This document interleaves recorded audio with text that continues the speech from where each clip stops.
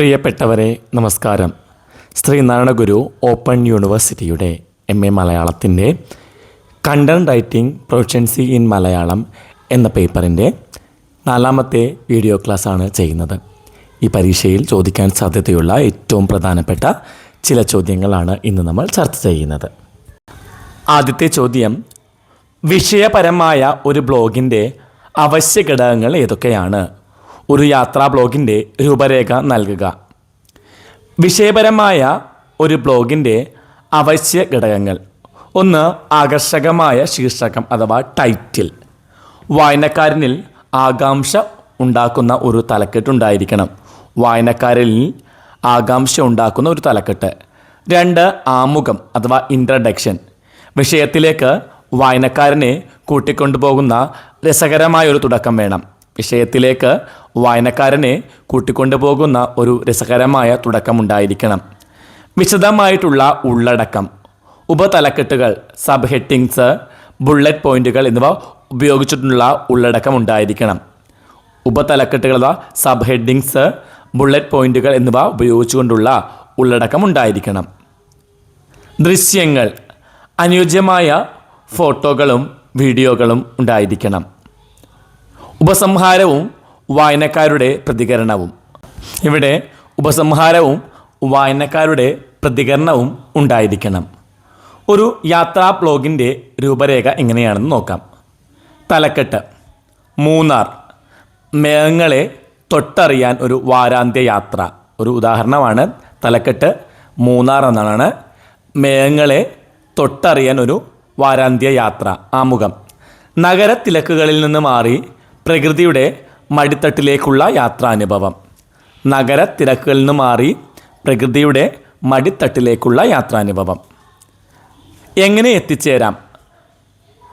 അടുത്തുള്ള railway station, airport, bus റൂട്ടുകൾ എന്നിവയെല്ലാം ഇവിടെ രൂപപ്പെടുത്താം. പ്രധാന കാഴ്ചകൾ: തേയിലത്തോട്ടങ്ങൾ, Mattupetty dam, Eravikulam national park. താമസവും ഭക്ഷണവും. ബഡ്ജറ്റ് സ്റ്റേകൾ, പ്രാദേശിക വിഭവങ്ങൾ, യാത്രാ നുറുങ്ങുകൾ, സന്ദർശിക്കാൻ അനുയോജ്യമായിട്ടുള്ള സമയം, കരുതേണ്ട സാധനങ്ങൾ. അടുത്ത ചോദ്യം നോക്കാം. കോർപ്പറേറ്റ് ഈവൻറ്റുകൾക്കായുള്ള പ്രസംഗങ്ങൾ പൊതുപരിപാടികൾക്കുള്ള പ്രസംഗങ്ങളിൽ നിന്ന് എങ്ങനെ വ്യത്യാസപ്പെട്ടിരിക്കുന്നു? ചർച്ച ചെയ്യുക. കോർപ്പറേറ്റ് പ്രസംഗങ്ങളും പൊതുപരിപാടികളിലെ പ്രസംഗങ്ങളും അവയുടെ ലക്ഷ്യം, ഭാഷ, കേൾവിക്കാർ എന്നിവയിൽ വ്യക്തമായ വ്യത്യാസം പുലർത്തുന്നുണ്ട്. കോർപ്പറേറ്റ് പ്രസംഗങ്ങളും പൊതുപരിപാടികളിലെ പ്രസംഗവും തമ്മിൽ അവയുടെ ലക്ഷ്യം, ഭാഷ, കേൾവിക്കാർ എന്നിവയിൽ വ്യത്യാസം പുലർത്തുന്നു. ശ്രോതാക്കൾ. കോർപ്പറേറ്റ് പ്രസംഗങ്ങൾ പ്രധാനമായും ജീവനക്കാർ, നിക്ഷേപകർ, ഉപഭോക്താക്കൾ എന്നിവരെ ഉദ്ദേശിച്ചിട്ടുള്ളതാണ്. കോർപ്പറേറ്റ് പ്രസംഗങ്ങൾ പ്രധാനമായും ജീവനക്കാർ, നിക്ഷേപകർ, ഉപഭോക്താക്കൾ എന്നിവരെ ഉദ്ദേശിച്ചിട്ടുള്ളതാണ്. പൊതുപ്രസംഗങ്ങൾ വൈവിധ്യമാർന്ന പൊതുജനങ്ങളെ ലക്ഷ്യമിടുന്നു. പൊതുപ്രസംഗങ്ങൾ വൈവിധ്യമാർന്ന പൊതുജനങ്ങളെയാണ് ലക്ഷ്യമിടുന്നത്. കോർപ്പറേറ്റ് പ്രസംഗങ്ങൾ പ്രധാനമായും ജീവനക്കാർ, നിക്ഷേപകർ, ഉപഭോക്താക്കൾ എന്നിവരെ ഉദ്ദേശിച്ചിട്ടുള്ളതാണെന്ന് പറഞ്ഞു. എന്നാൽ പൊതുപ്രസംഗങ്ങൾ വൈവിധ്യമുള്ള പൊതുജനങ്ങളെയാണ് ലക്ഷ്യമിടുന്നത്. കോർപ്പറേറ്റ് പ്രസംഗങ്ങൾ കൂടുതൽ ഔദ്യോഗികവും വസ്തുതാപരവും ബിസിനസ് പദാവലികൾ അടങ്ങിയതുമാണ്. കോർപ്പറേറ്റ് പ്രസംഗങ്ങൾ കൂടുതൽ ഔദ്യോഗികമാണ്, വസ്തുതാപരമാണ്, ബിസിനസ് പദാവലികൾ അടങ്ങിയതാണ്. എന്നാൽ പൊതുപ്രസംഗങ്ങൾ ലളിതവും വൈകാരികവും ആകർഷകവുമായ ജനകീയ ഭാഷയാണ് അതിനായിട്ട് ഉപയോഗിക്കുന്നത്. പൊതുപ്രസംഗങ്ങളിൽ ലളിതമായ ഭാഷയായിരിക്കും, വൈകാരികമായിട്ടുള്ള ഭാഷയായിരിക്കാം, ആകർഷകവുമായിട്ടുള്ള ജനകീയ ഭാഷയാണ് അതിന് ഉപയോഗിക്കുന്നത്. ബിസിനസ് ലക്ഷ്യങ്ങൾ കൈവരിക്കുക, തന്ത്രങ്ങൾ വ്യക്തമാക്കുക, ബ്രാൻഡ് മൂല്യം ഉയർത്തുക എന്നിവയാണ് കോർപ്പറേറ്റ് പ്രസംഗങ്ങളുടെ ലക്ഷ്യം.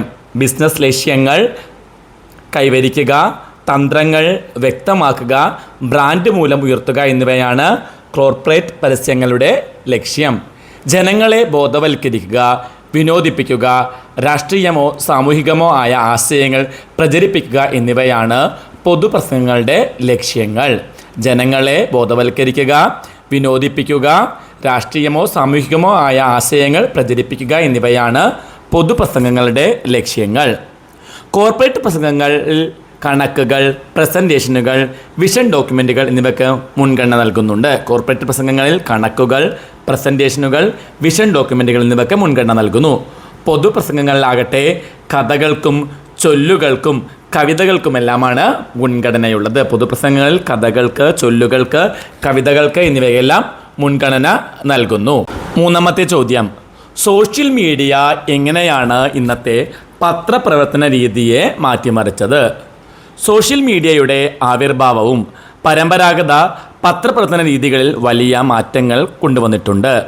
വേഗതയും തത്സമയ വാർത്തകളും. വാർത്തകൾ സംഭവിക്കുന്ന അതേ സമയത്ത് തന്നെ, റിയൽ ടൈമിൽ തന്നെ റിപ്പോർട്ട് ചെയ്യാൻ സോഷ്യൽ മീഡിയ സഹായിക്കുന്നുണ്ട്. വാർത്തകൾ സംഭവിക്കുന്ന അതേ സമയത്ത് റിയൽ ടൈമിൽ തന്നെ റിപ്പോർട്ട് ചെയ്യാൻ സോഷ്യൽ മീഡിയ സഹായിക്കുന്നു. പത്രങ്ങളുടെ അച്ചടിയോ TV വാർത്താ ബുള്ളറ്റിനുകളോ വരെ കാത്തിരിക്കേണ്ടതില്ല. അപ്പോൾ തത്സമയ വാർത്തകൾ കിട്ടുന്നു. പത്രങ്ങളുടെ അച്ചടിയോ TV വാർത്താ ബുള്ളറ്റിനുകളോ വരെ അത് കാത്തിരിക്കേണ്ട കാര്യമില്ല. Citizen journalism.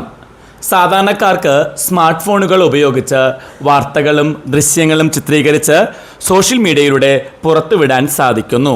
സാധാരണക്കാർക്ക് സ്മാർട്ട് ഫോണുകൾ ഉപയോഗിച്ച് വാർത്തകളും ദൃശ്യങ്ങളും ചിത്രീകരിച്ച് സോഷ്യൽ മീഡിയയിലൂടെ പുറത്തുവിടാൻ സാധിക്കുന്നു. ആശയവിനിമയ ദിശ. പരമ്പരാഗത മാധ്യമങ്ങൾ ഏകപക്ഷീയമായ വാർത്തകൾ നൽകിയിരുന്നതെങ്കിൽ സോഷ്യൽ മീഡിയയിലൂടെ വായനക്കാർക്ക് അല്ലെങ്കിൽ കാഴ്ചക്കാർക്ക് ചോദ്യങ്ങൾ ചോദിക്കാനും അഭിപ്രായങ്ങൾ പ്രകടിപ്പിക്കാനും സാധിക്കുന്നുണ്ട്. പരമ്പരാഗത മാധ്യമങ്ങൾ ഏകപക്ഷീയമായിട്ടുള്ള വാർത്തകളാണ് നൽകിയിരുന്നതെങ്കിൽ സോഷ്യൽ മീഡിയയിലൂടെ വായനക്കാർക്കും പ്രേക്ഷകർക്കും ചോദ്യങ്ങൾ ചോദിക്കാനും അഭിപ്രായങ്ങൾ പ്രകടിപ്പിക്കാനും സാധിക്കുന്നു. വ്യാജ വാർത്തകളും വസ്തുതാ പരിശോധനയും. Fact checking. വിവരങ്ങൾ വേഗത്തിൽ പ്രചരിക്കുന്നതോടൊപ്പം വ്യാജ വാർത്തകളും പ്രചരിക്കാൻ ഇടയാകുന്നുണ്ട്. വിവരങ്ങൾ വേഗത്തിൽ പ്രചരിക്കുന്നു, അതോടൊപ്പം തന്നെ ഫേക്ക് ന്യൂസുകളും പ്രചരിക്കാൻ ഇടയാകുന്നു. അതിനാൽ വസ്തുതാ പരിശോധന, ഫാക്ട് ചെക്കിംഗ് എന്ന പത്രപ്രവർത്തനത്തിൻ്റെ പ്രധാന ഭാഗമായി ഇന്ന് മാറിയിട്ടുണ്ട്. അതുകൊണ്ട് ഇന്ന് ഫാക്ട് ചെക്കിംഗ് പത്രപ്രവർത്തനത്തിൻ്റെ ഒരു പ്രധാന ഭാഗമായി ഇന്ന് മാറിയിരിക്കുന്നു. അടുത്ത ചോദ്യം, ശ്രദ്ധേയമായ ഒരു യാത്രാ വിവരണം എഴുതുന്ന പ്രക്രിയ വിവരിക്കുക. വായനക്കാരനെ യാത്രാനുഭവത്തിലേക്ക് കൂടെ കൂട്ടുന്ന ശ്രദ്ധേയമായ ഒരു യാത്രാവിവരണം എഴുതുന്നതിന് പ്രധാനമായും ചില കാര്യങ്ങൾ ശ്രദ്ധിക്കേണ്ടതാണ്. യാത്രയും സൂക്ഷ്മ നിരീക്ഷണവും. Observation and research. യാത്ര ചെയ്യുമ്പോൾ സ്ഥലത്തിൻ്റെ പ്രകൃതി, അതുപോലെ ആ പ്രകൃതിയുടെ ഭംഗി, സംസ്കാരം, ഭക്ഷണ രീതികൾ, ജനങ്ങളുടെ പെരുമാറ്റം എന്നിവ സൂക്ഷ്മമായി നിരീക്ഷിക്കുകയും പ്രധാനപ്പെട്ട കുറിപ്പുകൾ എടുക്കുകയും വേണം. യാത്ര ചെയ്യുമ്പോൾ ആ സ്ഥലത്തിൻ്റെ പ്രകൃതി ഭംഗി, സംസ്കാരം, ഭക്ഷണരീതി, ജനങ്ങളുടെ പെരുമാറ്റം എന്നിവയെല്ലാം സൂക്ഷ്മമായി നിരീക്ഷിക്കുകയും പ്രധാനപ്പെട്ട കുറിപ്പുകൾ തയ്യാറാക്കുകയും വേണം.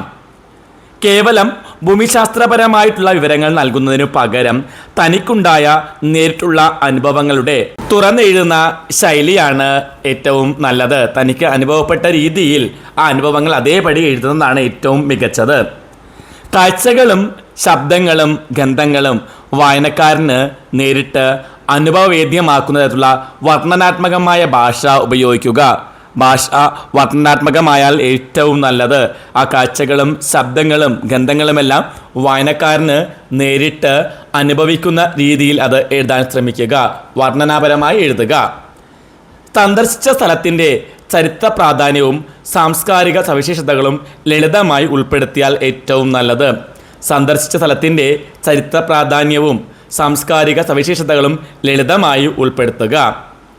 വായനക്കാർക്ക് ഉപകാരപ്പെടുന്ന യാത്രാമാർഗങ്ങൾ, മികച്ച സമയം എന്നിവ നൽകുകയും വ്യക്തമായിട്ടുള്ള ചിത്രങ്ങൾ ചേർക്കുകയും വേണം. വായനക്കാർക്ക് ഉപകാരപ്പെടുന്ന യാത്രാമാർഗങ്ങൾ, മികച്ച സമയം എന്നിവ നൽകുകയും വ്യക്തമായിട്ടുള്ള ചിത്രങ്ങൾ ചേർക്കുകയും വേണം. അടുത്ത ചോദ്യം നോക്കാം. ഒരു പരസ്യ ക്യാമ്പയിനിൻ്റെ വിജയത്തിന് കാരണമാകാൻ നന്നായി രൂപകൽപ്പന ചെയ്ത ഒരു മുദ്രാവാക്യത്തിന് കഴിയുമോ? ഉദാഹരണ സഹിതം വിവരിക്കുക. ഒരു പരസ്യ ക്യാമ്പയിനിൻ്റെ ഏറ്റവും സുപ്രധാനമായിട്ടുള്ള ഘടകങ്ങളിലൊന്നാണ് അതിലെ മുദ്രാവാക്യം അഥവാ സ്ലോഗൻ. ചുരുങ്ങിയ വാക്കുകളിലൂടെ ഒരു ഉൽപ്പന്നത്തിൻ്റെയോ ബ്രാൻഡിൻ്റെയോ ആശയം, മൂല്യം, വിശ്വാസ്യത എന്നിവ ജനങ്ങളിലേക്ക്, ആ ജനങ്ങളുടെ മനസ്സിലേക്ക് നേരിട്ടെത്തിക്കാൻ നല്ലൊരു മുദ്രാവാക്യത്തിന് സാധിക്കുന്നതാണ്. ചുരുങ്ങിയ വാക്കുകളിലൂടെ ഒരു ഉൽപ്പന്നത്തിൻ്റെയോ ബ്രാൻഡിൻ്റെയോ ആശയം, മൂല്യം, വിശ്വാസ്യത എന്നിവ ജനങ്ങളുടെ മനസ്സിലേക്ക് നേരിട്ടെത്തിക്കാൻ നല്ലൊരു മുദ്രാവാക്യത്തിന് കഴിയും. വാണിജ്യ രംഗത്ത് ഉപഭോക്താക്കളെ ആകർഷിക്കാനും ബ്രാൻഡ് ഓർമ്മ നിലനിർത്താനും മുദ്രാവാക്യങ്ങൾ വഹിക്കുന്ന പങ്ക് വളരെ വലുതാണ്. വാണിജ്യ രംഗത്ത് ഉപഭോക്താക്കളെ ആകർഷിക്കാനും ബ്രാൻഡ് ഓർമ്മ നിലനിർത്താനും മുദ്രാവാക്യങ്ങൾ വഹിക്കുന്ന പങ്ക് വളരെ വലുതാണ്. ഉദാഹരണം മിൽമ, കേരളം കണികൊണ്ടുറങ്ങുന്ന നന്മ. വൈകാരികമായിട്ടുള്ള ഒരു ബന്ധം. ഓരോ മലയാളിയുടെയും പ്രഭാതം ആരംഭിക്കുന്നത് ഒരു കപ്പ് ചായയിലോ പാലിലോ ആണ്. കേരളം കണികൊണ്ടുറങ്ങുന്ന നന്മ എന്ന വരികളിലൂടെ മിൽമ കേവലം ഒരു പാൽ ഉൽപ്പന്നം എന്നതിലുപരി മലയാളിയുടെ വീടുകളിലെ ഒരു കുടുംബാംഗത്തെ പോലെ മാറുകയാണ് ഉണ്ടായത്. കേരളം കണികണ്ടുറങ്ങുന്ന നന്മ എന്ന വരികളിലൂടെ മിൽമ കേവലം ഒരു പാൽ ഉൽപ്പന്നം എന്നതിലുപരി മലയാളിയുടെ വീടുകളിലെ ഒരു കുടുംബാംഗത്തെ പോലെ മാറുന്നു.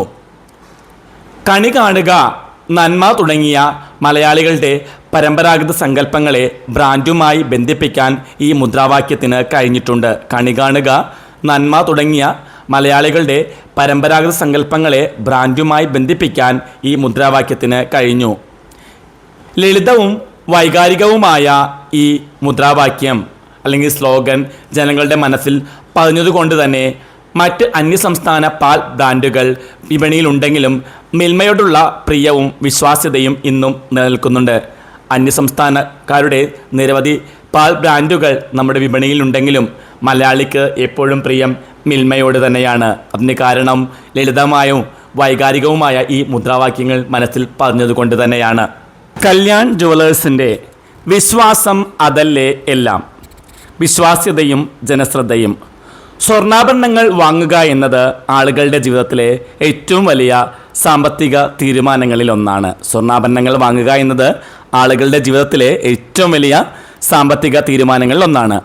അവിടെ ഉപഭോക്താവിന് ഏറ്റവും ആവശ്യം വിശ്വാസ്യതയാണ്.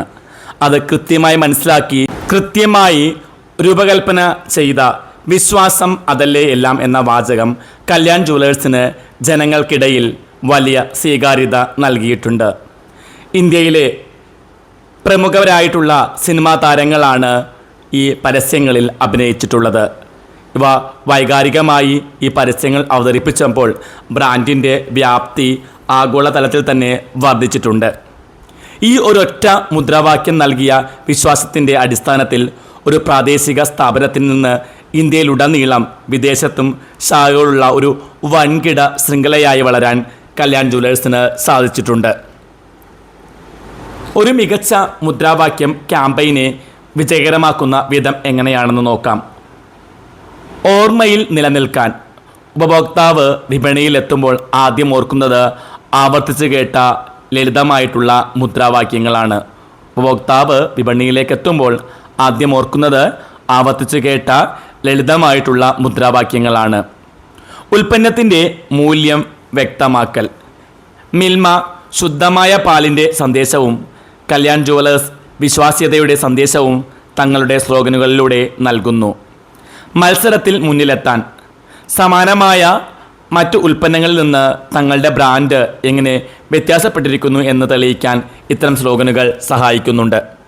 ഉൽപ്പന്നത്തിൻ്റെ തനിമ എന്താണെന്ന് ജനങ്ങളെ ഓർമ്മിപ്പിക്കാൻ ഈ സ്ലോഗനുകൾ സഹായിച്ചു. ബ്രാൻഡിൻ്റെ പേര് കേൾക്കുമ്പോൾ തന്നെ മുദ്രാവാക്യവും മനസ്സിലേക്ക് ഓടിയെത്തുന്ന തരത്തിലുള്ള ബന്ധം ഇത് സൃഷ്ടിക്കുന്നുണ്ട്. ലളിതമായ വാക്കുകളും താളവുമുള്ള ഈ സ്ലോഗനുകൾ ആളുകളുടെ മനസ്സിൽ പെട്ടെന്ന് പതിയുന്നു. അത് ദീർഘകാലം ജനങ്ങളുടെ ഓർമ്മയിൽ നിലനിൽക്കും.